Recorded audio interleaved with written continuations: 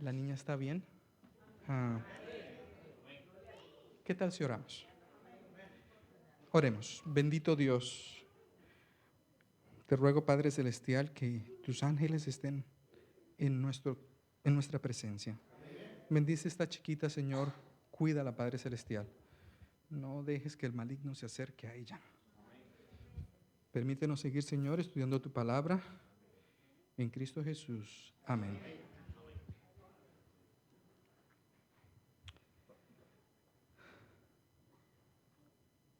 Ustedes no se imaginan cuántas veces Satanás me ha intentado meter el pie con esto. No se imaginan.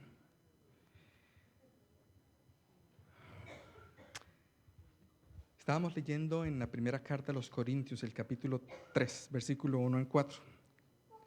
El último versículo que estábamos leyendo decía: porque diciendo el uno, yo ciertamente soy de Pablo, y otro, yo soy de Apolos, ¿no sois carnales? ¿Saben, mis hermanos, que la iglesia de Corinto tenía un problema que algunas personas lo han llamado un problema de simpatía pastoral? Porque habían unas personas que querían mucho a unas personas. Apolos tenía más o menos una edad de unos 26 años y era alguien dinámico, alguien que podía coger un versículo de la palabra de Dios y sacar unas enseñanzas que hacía vibrar a la gente joven. Él entendía el contexto en que la gente joven vivía y él les podía hablar y llegar al corazón. Y claro, ellos decían: no, predicador como Apolos no hay. Pero la gente que había visto fundar la iglesia de Corinto decía: nosotros somos aquí como los más antiguos, pero no, como Pablo no hay. Pablo tiene doctorados, él conoce muy bien la ley de Dios, muy bien hablado, él es el mejor. Pero había un tercer predicador, Cefas. ¿Saben ustedes quién es Cefas? Pedro. Pedro era el preferido de las damas. Y si ustedes se ponen a pensar, en una iglesia usualmente hay mayoría de hombres o de damas. Cuando Pedro venía a predicar, no cabía ni una aguja en esos recintos. Y el hombre llegaba, él tenía una risa pícara, él sonreía, pero lo más lindo de él es que él nunca predicaba con un papel. Y ustedes se estarán preguntando: ¿y usted cómo sabe eso, mi hermano? Porque es que Pedro no predicaba utilizando documentos, él lo que contaba era lo que había vivido con Cristo Jesús. Y si usted se pone a pensar, cada vez él salía con una anécdota nueva que nadie había podido, porque él estuvo con Cristo por mucho tiempo. Permítanme representar a Pedro. Ustedes se imaginan, Pedro llegaba a la iglesia y empezaba a contar una historia y decía algo como: terminábamos nosotros un día arduo de trabajo e íbamos caminando de regreso a casa y de pronto el Señor Jesús me codió y me dijo: Pedro, tengo hambre, ¿no tienen algo para comer? Y Pedro: claro, Señor. Y se iba a buscar en las bolsas y no hay nada. ¡Qué vergüenza con el Señor! Nosotros nos comimos todo y no le dejamos nada a Él. Por cierto, mis hermanos, esto yo no me lo estoy inventando. Ustedes pueden ir al Deseado de todas las gentes, el capítulo La fiesta en la casa de Simón. Y ahí dice que con frecuencia los discípulos nunca le daban a Jesús lo que Él esperaba. Y ellos también comían y tranquilamente se olvidaban de Cristo. Se le acercó Pedro y le dice al Señor Jesús: Señor Jesús, qué vergüenza, pero no hay nada. Y ¿sabe qué es lo peor de todo? Estamos por un camino donde no hay casas, donde yo puedo ir a pedir algo de comida. Y pues el Señor Jesús palmeó el shoulder, siguieron caminando y ya acercándose a la ciudad vieron una higuera. Y vieron que esa higuera era frondosa. Y ustedes saben que cuando la higuera tiene bastantes hojas, usualmente tiene ¿qué? Frutos. Y se fueron los discípulos a mirar la planta por toda. Inclusive el maestro también estaba ayudando, porque obviamente pues, él tenía hambre. Y buscando la mata y mirándola por todos lados. Oye, no le encontramos nada. Y dice Pedro, nunca había visto al Señor ponerse así. Se puso serio. Se le templaron los músculos aquí de la garganta. Empezó a cambiar de color y de un momento a otro profirió unas palabras que nos dejó asustados. Yo nunca había visto al maestro serio. Siguieron caminando, llegaron a la casa, las mujeres le dieron comida al maestro, el maestro fue y se acostó y apenas tocó la cama, quedó durmiendo. Bueno, al siguiente día salimos nosotros otra vez a nuestro trabajo y cuando íbamos pasando teníamos que pasar otra vez por la higuera y cuando pasamos por el lado de la higuera estaba seca, como si la hubieran cortado hacía mucho tiempo. ¿Quién será este hombre que anda con nosotros? Él no hizo nada con la mata, simplemente profirió unas palabras. Terminaba una historia Pedro y continuaba con la otra. Terminamos este día de trabajo y el maestro dijo, suban a la barca, voy a despedir a las personas, ¿ok? Y pues esa barca era la mía. Digo que yo era pescador y pues yo conocía muy bien el mar. Y pues claro, el maestro despidió a las personas y él se subió al barco y me dijo, Pedro, ¿me presta los remos? Señor, ¿para qué quiere los remos? No, yo quiero ayudar. No, maestro, usted descanse, nosotros los llevamos. Y dice que el Señor Jesús se recostó en la proa del barco, acomodó su mano y quedó plácidamente dormido. Y Pedro se quedó mirando y absorto de saber que el Hijo de Dios estaba ahí. O sea, le dijo a los muchachos que estaban remando, ¿saben qué, muchachos? Traten de remar lo más quedito posible para que el maestro no se despierte, para que él pueda descansar. La alegría no duró mucho porque empezó de la parte de Capadocia a correr un viento fuerte y empezó a moverse el barco más fuerte y más fuerte y más fuerte y ese viento no parecía una tormenta, parecía un huracán. Y pues yo siendo un hombre de mar, yo sabía que estábamos en problemas, mi barquito chiquito no iba a aguantar el viento. Y cada vez que salían los relámpagos, porque ya era de noche, yo veía el rostro pavoroso de todos los tripulantes, de todos los discípulos, de todos mis compañeros.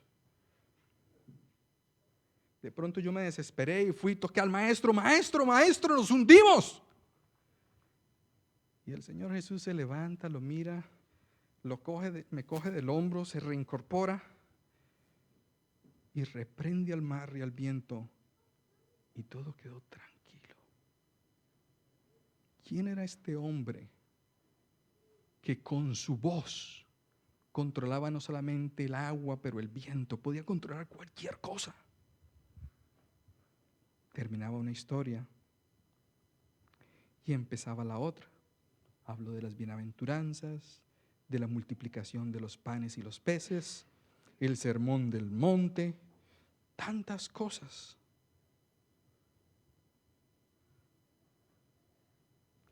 En esa época los sermones no eran como los sermones de ahora. Ustedes se acuerdan que Pablo estaba un día predicando y uno de sus clientes se cayó en un segundo piso dormido, pegaba como a la 1 de la mañana, después de estar todo el día predicando. Pues eso me da mi tranquilidad porque apenas son las 12.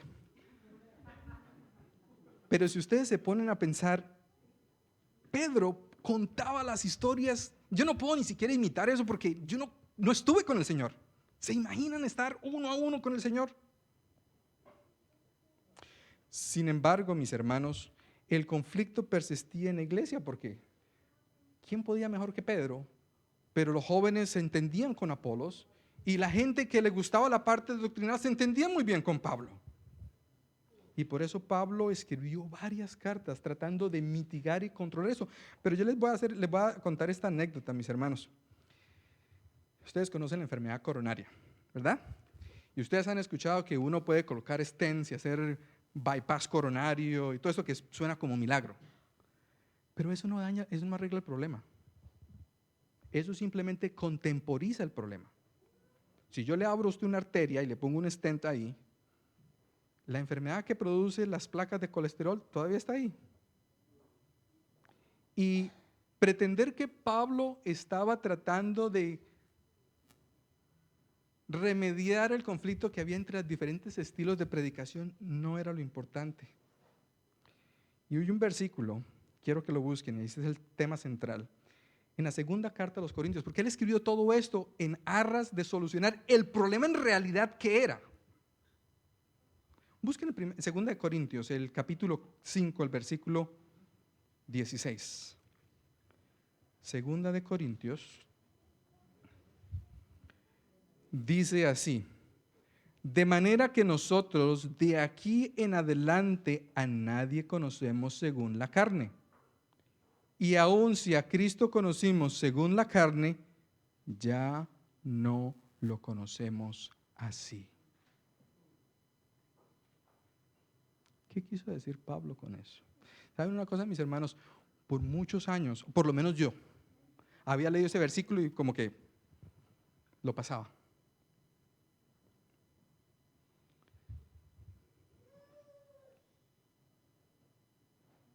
Satanás ha trabajado de una forma espectacular para cubrir este versículo.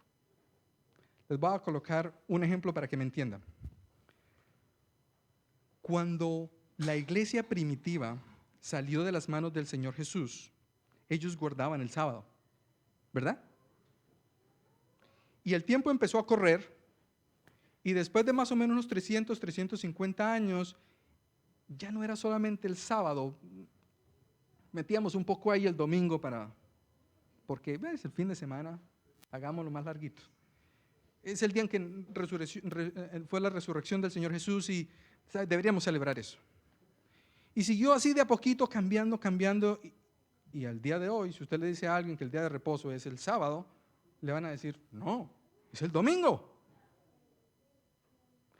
Se hizo un cambio paulatino y lento en la forma como nuestra mentalidad es.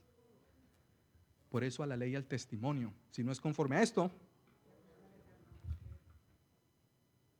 les hago esta pregunta que es bien sencilla.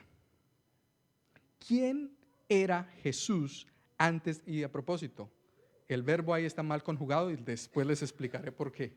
Pero ¿quién era Jesús antes de venir a la tierra? ¿Quién? Dios. No Dios. Dios. ¿Quién es Jesús cuando estuvo aquí en la tierra? Dios. ¿Quién es Jesús hoy? Dios. Pedro y sus amigos se quedaron hablando de un Jesús de carne. Pablo dice, ese Jesús ya no existe como tal. Ya no es así. Y vamos a ver ejemplos y vamos a entender esto un poquito más a fondo. Pablo dice, señores, ustedes cuando piensan en Jesús, cuando Pablo le escribe esta carta a los Corintios, le está diciendo, mire hombres, cuando ustedes piensan del Señor Jesús, ustedes están pensando en el Señor Jesús como ustedes lo conocieron hace 30 años. El Señor Jesús que venía, tenía amor con los niños, el Señor Jesús, y eso no tiene nada diferente, ese es el Señor Jesús. Pero el Señor Jesús hoy ya no es el Señor Jesús de carne que ustedes conocieron. Busquemos, les voy a leer esta cita en El deseado de todas las gentes, la página 754. Hasta entonces, escuchen esto, Pedro había conocido a Cristo según la carne, como muchos le conocen ahora. Y permítanme decirles esto, mis hermanos. Muchos de nosotros ni siquiera conocemos al Cristo Jesús en la carne. Tenemos a un Señor Jesús de papel. Sigo leyendo. ¿Quién escribió El deseado de todas las gentes? No, lo escribió Dios. ¿Verdad? Yo les digo, mis queridos, que nosotros de verdad, ojalá tuviésemos el Jesús de Pedro. Y se van a dar cuenta por qué lo importante de esto. Es que la vida, y hermano me puede corregir, uno en psicología, uno actúa basado en los conceptos que uno tiene. Si usted aprende que el fuego quema y usted le mete el dedo otra vez, usted tiene un problema. ¿verdad? Pero si usted ya se quemó, usted ya tiene un concepto. Usted ya sabe que el fuego quema. Nosotros actuamos de acuerdo a los conceptos que tenemos en nuestra mente. Y lo que les quiero decir hoy es que nuestro concepto del Señor Jesús no es total. No le voy a decir que es cerrado, pero no es completo. Ahora, llegar a la plenitud de ese conocimiento nos va a tomar una eternidad. Pero Dios nos ha dejado a nosotros suficiente información para entender mejor de Él. Sigo leyendo en Deseado de todas las gentes.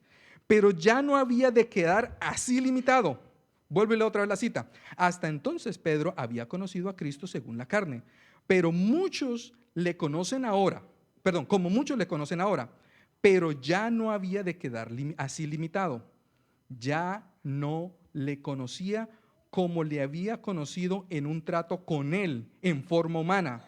Le había amado como hombre, como maestro enviado del cielo.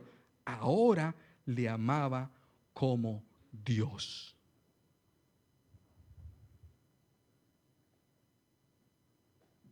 Mira lo que Pedro tuvo que aprender. Pedro tuvo que aprender que Jesús era Dios.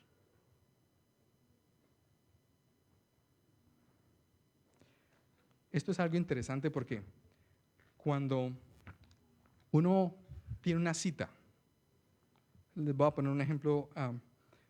Tienes una cita, yo tuve la oportunidad cuando terminé medicina en Colombia de presentarme con el presidente. Extraño, pero les cuento la historia después. Pero ese día iba yo, saco y corbata, lo mejor que podía tener. Y a veces cuando uno viene a la iglesia, oiga, uno no viene ni siquiera con lo mejor que tiene. No me malinterpreten, mis hermanos, pero ¿están ustedes ante la presencia de quién?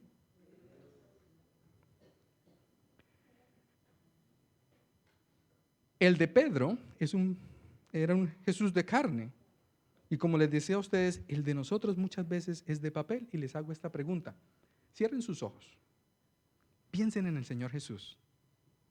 ¿Qué se les vino a la mente? Diga, alguien, ¿qué pensó? ¿Qué Jesús vio? ¿Verdad? El Jesús en el caballo, el Jesús con la corona, el Jesús en el Calvario.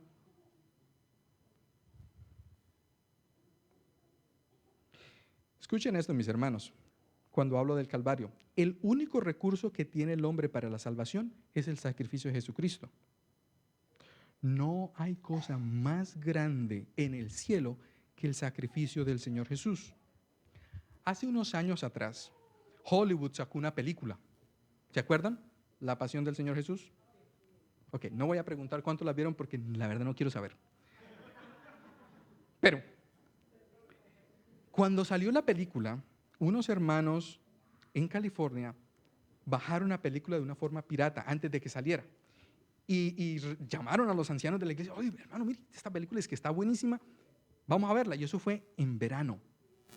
Y ellos fueron a ver la película del Señor Jesús y pues tenían un proyector, era tardecito y pues las temperaturas en verano son pesadas, ¿no?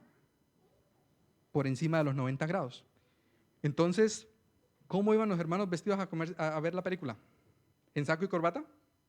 No, iban en sus chorcitos, en sus pantalonetas, como decimos en Colombia. Y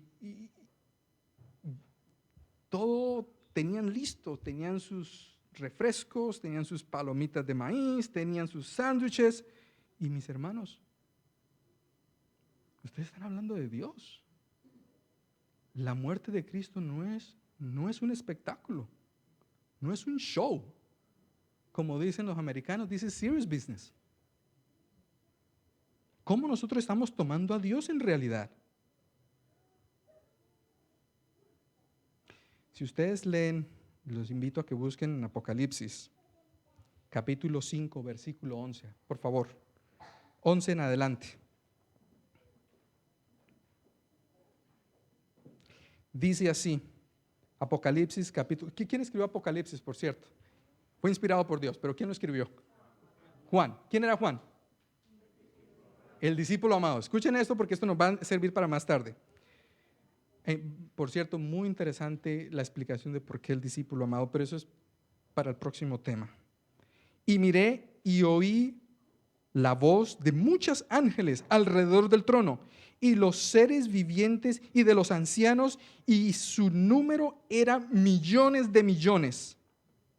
Solamente con escuchar eso ya me corre como corriente en el cuerpo. Que decían a gran voz: el cordero que fue inmolado. ¿De quién están hablando? ¿Quién es el cordero inmolado? ¿De qué está hablando? Cristo Jesús. Están hablando del sacrificio de Cristo Jesús. Es digno de tomar el poder, las riquezas, la sabiduría, la fortaleza, la honra, la gloria y la alabanza. Y a todo lo creado que está en el cielo y sobre la tierra y debajo de la tierra y en la mar y en todas las cosas que en ellos hay, oí decir: al que está sentado en el trono y al Cordero sea la alabanza, la honra, la gloria, el poder y por los siglos de los siglos. Amén. Versículo 14. Y los 4 seres vivientes decían: amén. Y los 24 ancianos se postraron sobre sus rostros y adoraron al que vive por los siglos de los siglos. Estos seres eternos, al escuchar hablar del sacrificio de Cristo, se arrodillan, se postran, no quieren alzar su rostro y ver el rostro del Padre, porque el Padre, yo les digo una cosa, que cada vez que nosotros tomamos el sacrificio de Cristo de una forma liviana, piensa en lo siguiente, porque esto me llamó a mí también la atención, nunca lo había visto de esa forma.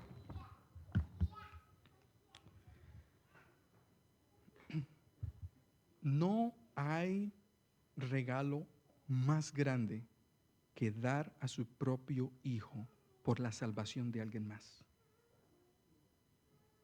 No existe. Ahora, póngase a pensar esto. Hemos leído, que para Dios un día es como y 1000 años como. ¿Por qué dice eso la Biblia, por cierto? ¿Ustedes saben que la palabra tiempo fue inventada para los hombres? Porque tiempo no hay para Dios. Y se los voy a demostrar. Mire, las personas que estudian física cuántica dicen que si un objeto viaja a la velocidad de la luz, ese objeto, ese ser, viviría en un constante presente. Ahora, no traten de descifrar eso porque, y yo le digo una cosa, que eso se sale del punto, pero imagínense Dios que creó la luz.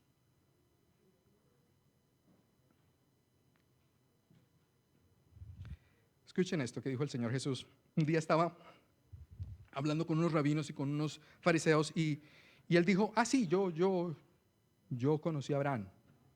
Entonces ellos lo voltearon a mirar y dicen: ¿usted conoció a Abraham? Pero muchacho, usted no tiene ni 50 años, ¿qué está hablando?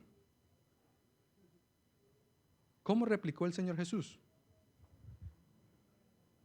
Dice: antes de Abraham, yo soy.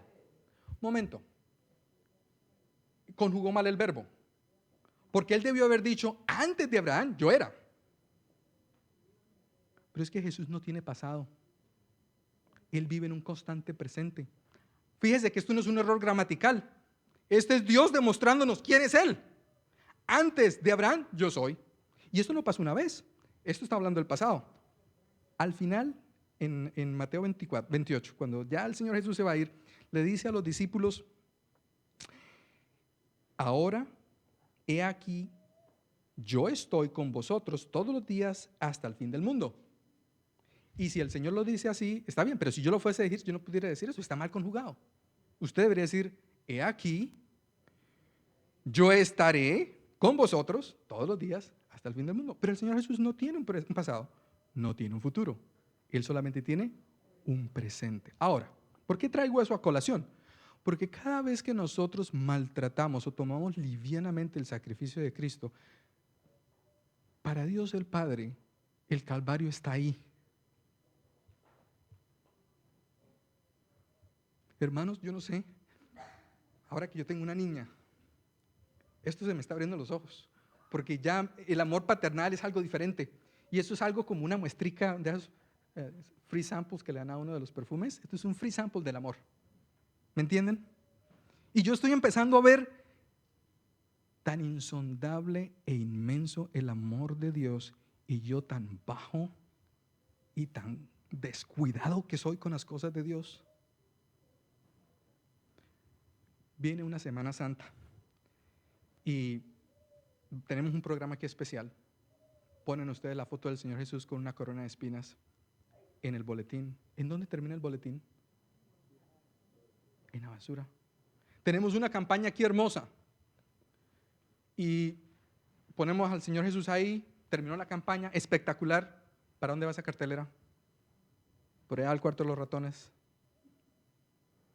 No me malinterpreten, hermanos. Yo no estoy diciendo que tengamos que empezar a romper todas las fotos que hay del Señor Jesús y no estoy hablando nada de eso. Pero seamos conscientes y démosle el peso. Yo les decía la vez pasada que prediqué acá que para mí subirme acá me daba nervios. Tengo las manos frías. Porque este sitio es un lugar santo dedicado para Dios. Cuando pasa uno a un especial, cuando pasa uno a leer la palabra de Dios, cuando pasa uno a hacer cualquier cosa en conmemoración del Señor, hermanos, denle el peso.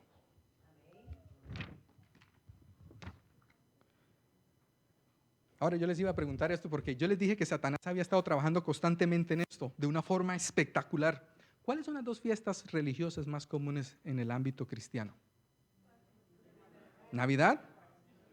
Ok.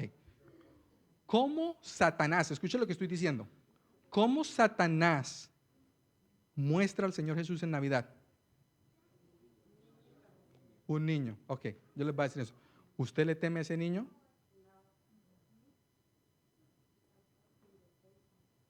Mire lo que ocurrió una vez.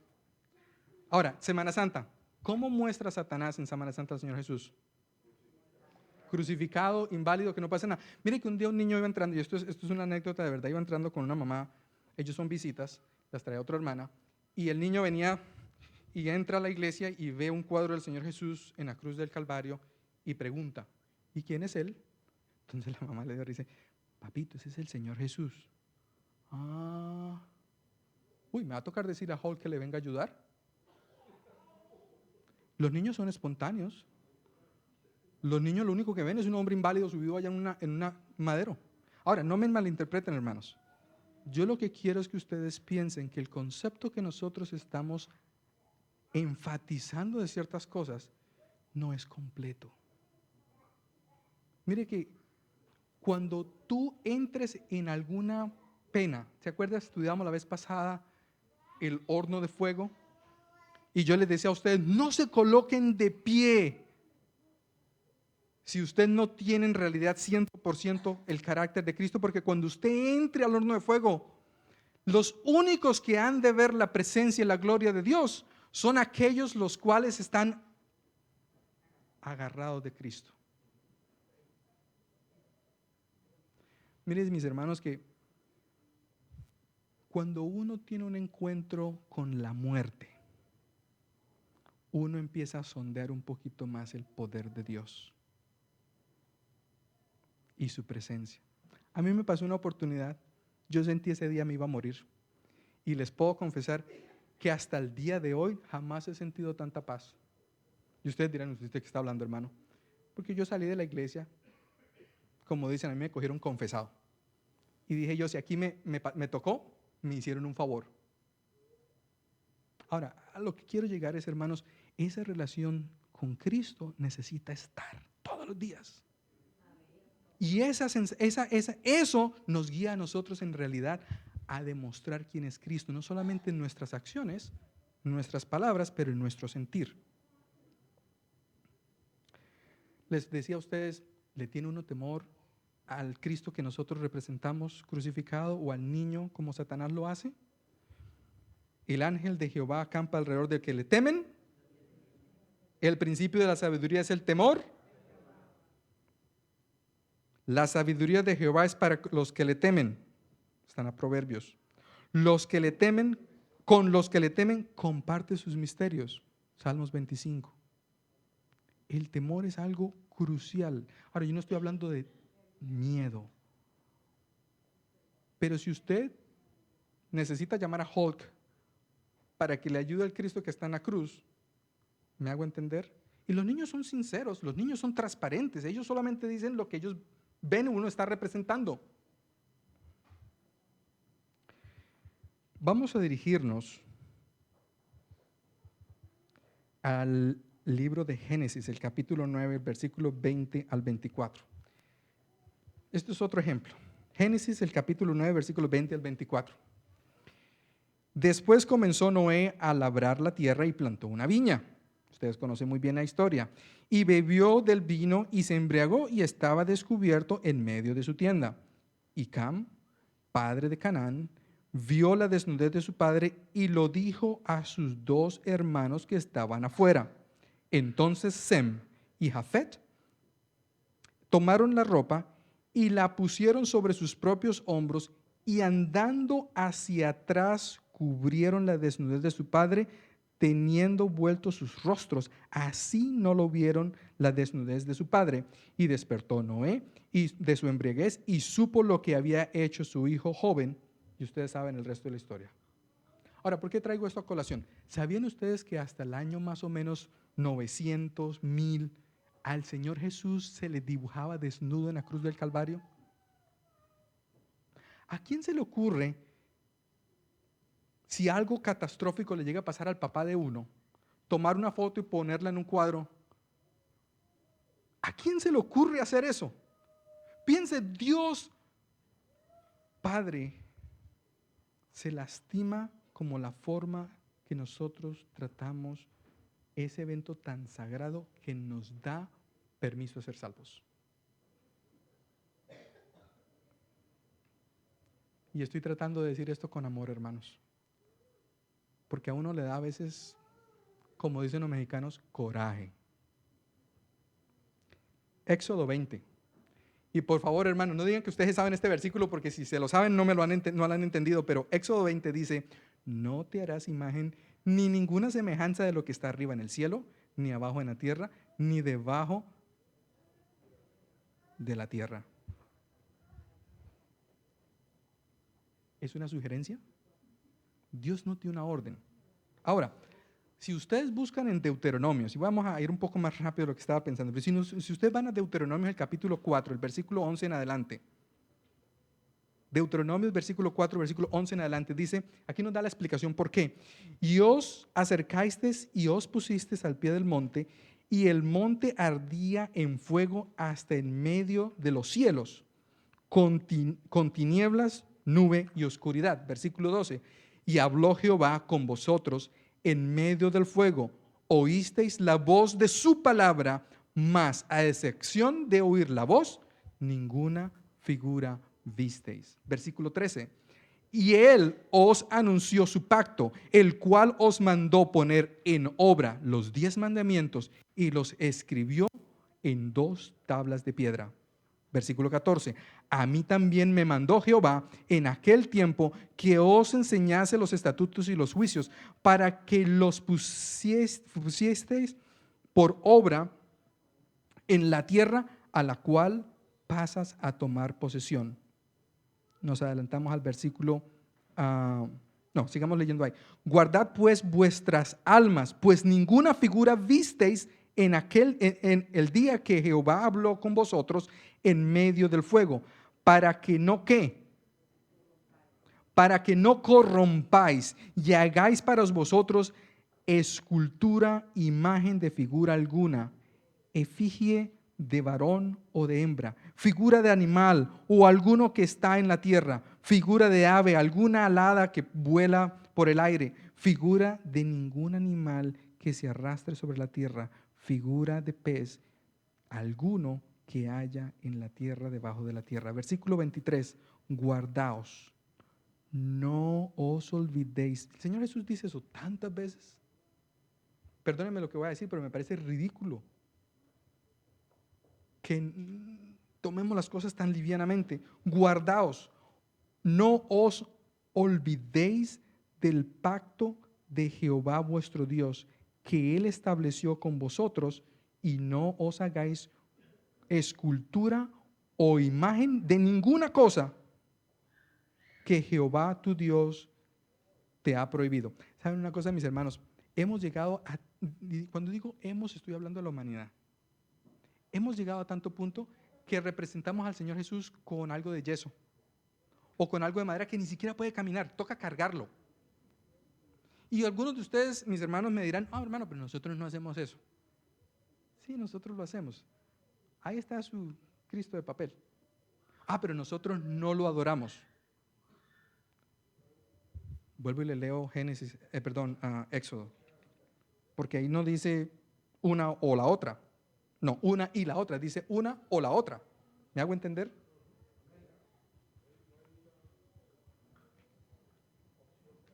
¿Estamos nosotros adorando a un Cristo falso? Porque yo le digo una cosa, lo importante de entender esto, hermanos, es, y algunos de ustedes de pronto se van a disgustar, ¿cómo así que estamos adorando a un Cristo falso? Nosotros que somos, ¿verdad? A todas estas me acuerdo ahora que cuando usted lee el mensaje de los 3 ángeles, empieza diciendo, temed, para que se dé cuenta la importancia de entender quién es Dios. Ahora, algunos de ustedes de pronto se sentirán molestos. ¿Cómo así que estamos adorando a un Dios falso, a un Jesús falso? Pues mis hermanos, es tan falso que nosotros todavía persistimos haciendo las mismas cosas que empezamos cuando entramos a la iglesia. No estoy diciendo que todos, pero la hermana White dice no es en Primeros Escritos, creo que es para los últimos días, se me olvidó el título. Que 1 de cada 20 adventistas están listos, y eso fue hace 100 y pico años. 1 de cada 20. Si vemos 100 personas aquí, quiere decir que 5. Mis hermanos, esto es un llamado de atención para que ustedes interioricen, miren en su corazón en dónde ustedes están paraditos. Yo cuando estaba leyendo esto, no sé ustedes cuántos se han subido a una montaña rusa, pero yo sentí como cuando usted va en una montaña rusa y ¡pum!, se cae. Se me cayó el piso. ¿Qué pasó? Esta es la razón por la cual los pensamientos impuros jamás se van de mi mente, porque en realidad yo no he conocido al real Cristo Jesús. Mire lo siguiente, iba Saulo de Tarso hasta Damasco, iba con su caballo, iban con sus soldados, ¿y a qué iba él? A buscar cristianos para encarcelarlos y hacerles la vida difícil. Buscaba a los cristianos, buscaba a los seguidores de Jesús, eso es lo que él estaba buscando. Y cuando ya iba acercándose a Damasco, una luz del cielo, dice Hechos, cayó sobre él, y él cayó del caballo, y la voz, la luz, escuchen esto, la luz le dijo, Saulo, Saulo, ¿por qué me persigues? ¿Qué le dijo Pablo? ¿Qué le dijo Saulo? Señor, ¿quién eres? Y la luz le respondió, yo soy Jesús, a quien tú persigues. Ahora, déjenme decir una cosa. Si Pablo hubiera visto al Señor Jesús como lo vio Pedro, ¿cómo hubiera sido la respuesta de Pablo? ¿Usted es el Señor Jesús? Venga, soldados, vamos a coger a este señor de aquí. Pero ¿qué respondió Pablo después de que Jesús le dijo, es duro dar cosas contra el aguijón? ¿Qué le dijo Pablo? ¿Qué quiere que yo haga? Porque aquel a quien encuentra al Señor Jesús realmente, nueva criatura es. Y para que ustedes piensen que esto no sale solamente de, busco en Patriarcas y Profetas la página 327, dice así, Dios no había revelado ninguna semejanza de sí mismo y había prohibido toda representación material que se propusiera hacerlo.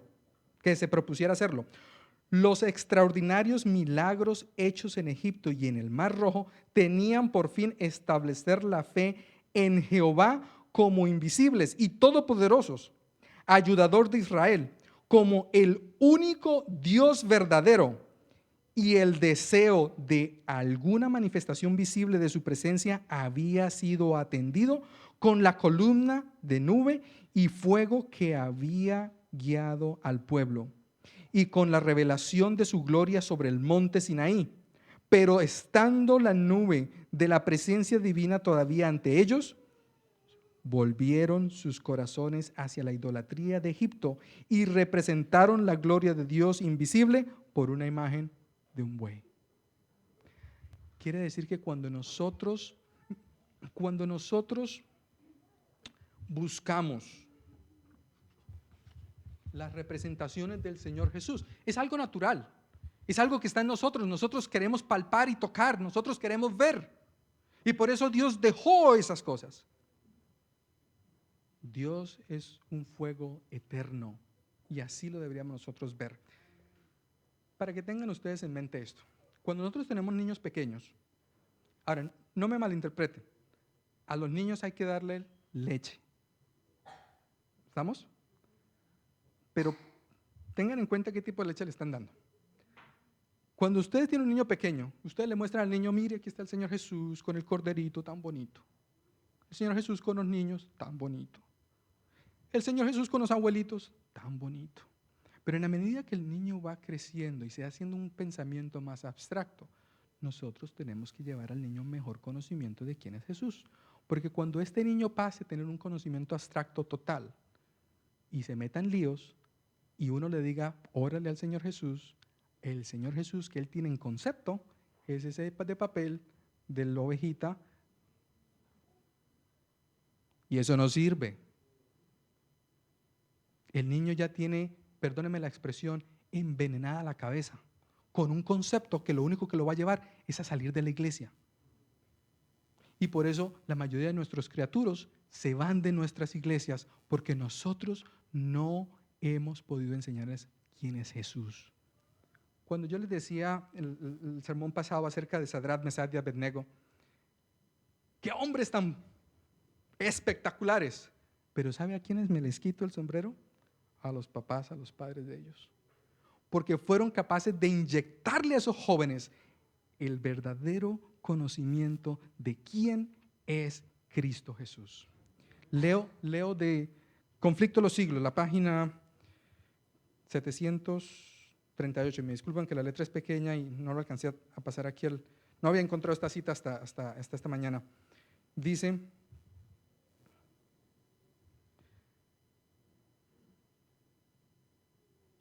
el culto a las imágenes fue una de esas corrupciones del cristianismo que se introdujeron en la iglesia furtivamente y casi sin que se notaran.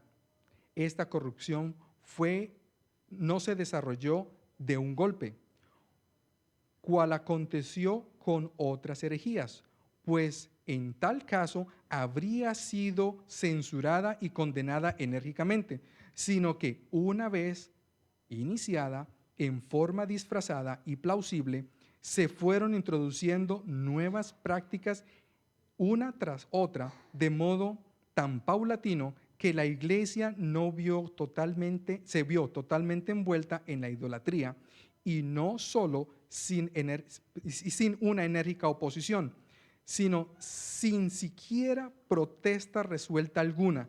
Y cuando al fin se hizo un esfuerzo por extirpar el mal, resultó por demás arraigado para ello.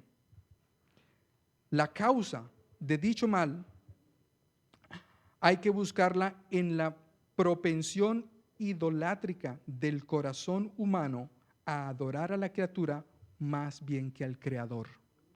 En este capítulo, de por sí es el apéndice, la hermana White dice que los cuadros fueron puestos para que la gente aprendiera de Cristo.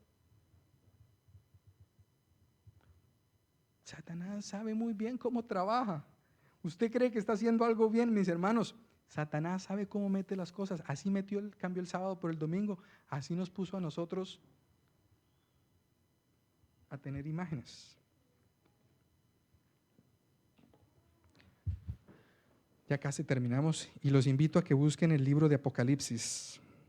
Un último ejemplo. Apocalipsis, el primer capítulo de Apocalipsis, el versículo 10 al 17 dice: yo estaba en el Espíritu, está escribiendo Juan, en el día del Señor, y oí detrás de mí una gran voz de trompeta que decía: yo soy el Alfa y el Omega, el primero y el último. Escribe en un libro lo que ves y envíalo a las 7 iglesias que están en Asia: Éfeso, Esmirna, Pérgamo, Tiatira, Sardis, Filadelfia y Laodicea. Y yo me volví para ver la voz que hablaba conmigo, y vuelto vi 7 candeleros ¿de qué? De oro. Y en medio de los 7 candeleros uno semejante al Hijo del Hombre, vestido de una ropa que llegaba hasta los pies y ceñido de un pecho, por el pecho, de un cinto de oro. Su cabeza y sus cabellos eran blancos como blanca lana, como nieve. Sus ojos como llama de fuego y sus pies semejantes al bronce bruñido, refulgente como un horno, y su voz como estruendo de muchas aguas. Tenía en su diestra 7 ¿qué? Si saben ustedes, mis hermanos, que el sol es una estrella que se llaman los astrónomos una estrella enana. Para que ustedes se imaginen la dimensión de Cristo. Se estima que hay cerca de 400 billones de estrellas en una galaxia, dependiendo del tamaño de la galaxia. Ahora, si ustedes me dicen 400 billones, no sabemos lo que estamos diciendo. Pero eso es lo que se estima. Y se estima que hay en el universo unos 400 billones de... Ahora, los números cambian, dependiendo de quién usted busque. Y saber que el universo le cabe en la palma de Dios al Señor Jesús.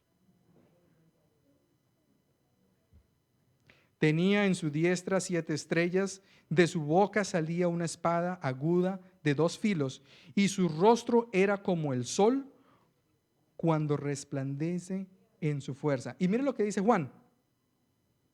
¿Qué dijo Juan? Salí corriendo y me le colgué al cuello como lo sabía hacer. Pero si Juan era el discípulo amado, ¿verdad? Llevaba casi 60 años de no ver al Señor Jesús. ¿Usted no cree que si usted viera un amigo así de cercano como... Si ustedes leen en realidad, Juan era tan cercano al Señor Jesús, eran 3 personas, pero Juan en especial, que Juan pudo entender, y por eso él escribe más del amor de Dios. Él entendió mejor el amor que Cristo profesa por nosotros. Él era su mejor amigo. Y dice Apocalipsis, dice mismo Juan, que cuando vio, caí de rodillas como muerto. El Señor Jesús que tú ves cuando tú cierras los ojos y oras, necesita cambiar. Y necesitamos en realidad desnudarnos de ese concepto que tenemos y buscar en realidad a Cristo de rodillas. Yo les digo una cosa, solo la oración. Cuando el Señor Jesús estuvo en esta tierra y fue al bautismo, Dios el Padre coronó a Cristo con el Espíritu Santo. El Señor Jesús ascendió al cielo y dejó el Espíritu Santo así aquí para que nos corone a nosotros también. Y para que nosotros podamos tener esa plenitud, necesitamos despojarnos de todas esas cosas que no entendemos bien. Ahora yo les digo una cosa, no tomen la palabra que yo estoy diciendo. Busquen a Cristo de rodillas porque es lo único que te va a hacer en realidad encontrar el conocimiento que lleva a la vida eterna. Y por eso, y termino con este versículo, Juan 17:3. Y esta es la vida eterna, que te conozcan a ti, el único Dios verdadero, y a Jesucristo, a quien tú has enviado. Dios los guarde.